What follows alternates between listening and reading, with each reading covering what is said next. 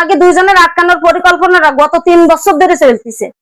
যশোরের কেশবপুর উপজেলার সাতবাড়িয়া ইউনিয়নের দত্তনগর গ্রামের আশ্রয় প্রকল্পে অনৈতিক কর্মকাণ্ডের অভিযোগে এক নারী ও এক যুবককে আটক করে স্থানীয়রা।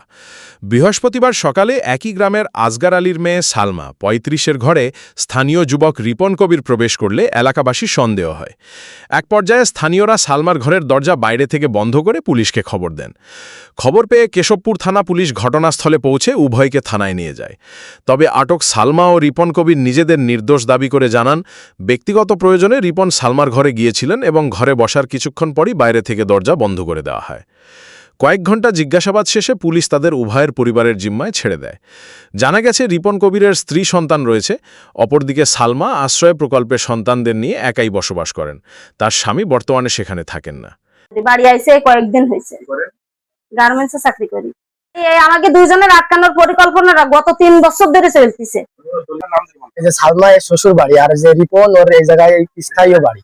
এখন ওর শ্বশুর বাড়ি এই জায়গায় ওই জায়গায়, মানে বাপের বাড়ি আসি এরা প্রায় এরকম কাজ করে, এই যে মানে অবৈধ কাজ করে। এখন এরা ঢুকিছে, এরা যদিও হলো আংটি নেওয়ার উদ্দেশ্যে ঢুকবে, তাইলে কেন সামনের দরজা আটকাই দেবে, মানে অনেকগুলো জানালা আছে সব আটকাই দেবে, পিছনের দরজা আটকাই দিয়ে এখনো যাবে। এই দেখি কেউ আটকাইছে, তারপরে আমরা আসি। না, আপত্তিকার কিছু দেখিনি, চারিপাশ দিয়ে সব বদ্ধ করা। এখন আমরা আসি, আসার পরে দেখি আটকানো। তাই ওরা তো বলতেছে যে পাবলিক আটকাইছে। পাবলিকের নাম নাই, সবাই মিলে আটকাইছে। আটকানোর পরে ওরা তো আমরা আইসে 20 মিনিট মতো দেখেছি, মানে আমরা এই জায়গায় বসে রয়েছি যাতে বেরোতে না পারে। সারেকের আসার অপেক্ষায় আমরা এই জায়গায় 20 মিনিট মতো বসে রয়েছি। মেলা দিন ধরে মনে করে কি যে কোনোদিন আটকাবো এই চিন্তা করে, কিন্তু পারেনি। আজকে ওই সকালবেলা দোকানে গেছি, আমার মার মাথা দেখেছি, তাই আমি চাবি নিয়ে আসলাম দোকান খুলবো। দোকানে যাই চা পান খাইয়ে আমি কত চলো তাহলে আংটিটা বেঁচে দেন, বাইর করা হয়ে গেছে আমার। এর মধ্যে দরজা আটকানি শেষ। আমি কোথায় কিডা আটকালে রে আর কোনো কথাবার্তা নেই। যাই আধা ঘন্টা ধরে আটকাইছি দেশে দিয়ে, পরে মানুষ দিয়ে নিয়ে এসে আর আমি বসেই আছি। না, এমনি কোনো সম্পর্ক না,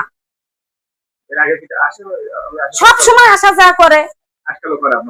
কিডা আটকাইস তাও জানি না, মানে ও ঘরে ঢোকার সাথে সাথে দরজা মেরে দিলে। এবার আমি কোথায় কিডা ও আরে মনে করেন যে আর কোনো কথাবার্তার কিছু নেই। যাই পুলিশ নিয়ে আইছে, আবার মানুষজন ডেকে নিয়ে আইছে। এই যে আমার চাচাতো বোন ছাড়া কেন, কারণ এর অনেকদিন তো ধরে পরিকল্পনা।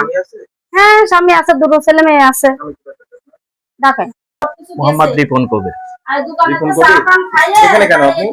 আমি আসছিলাম, আমার বোনের কাছে আছে, ফোন দিছিল আমাদের বাসায় একটু এসে দিন, আমাকে কেন ফোনে দেবো কাছে আছে যে আমি একটা স্বর্ণ নিয়ে ওই সেই শিকারপুর সেই বাজারে যাবো। আগে যে জায়গায় আছে স্বর্ণকারের দোকানে, ওখানে 1 লাখ টাকা মনে করেন আগে একবার নিয়ে আসা আছে স্বর্ণকার, মানে কলঙ্কটা দিয়ে। পরে আবার মনে করেন সেই টাকাগুলো আবার মনে করেন হচ্ছে এটা রয়েছে, সেটা নিয়ে মনে করেন যাওয়া লাগবে। তারপরে ডাকার পরে আরো ঘরের ভিতরে 50,000 টাকাও আছে। এই টাকাগুলো নিয়ে মনে করেন আর একটা কাজে খাটাবো, এই জন্য আমি আইছি।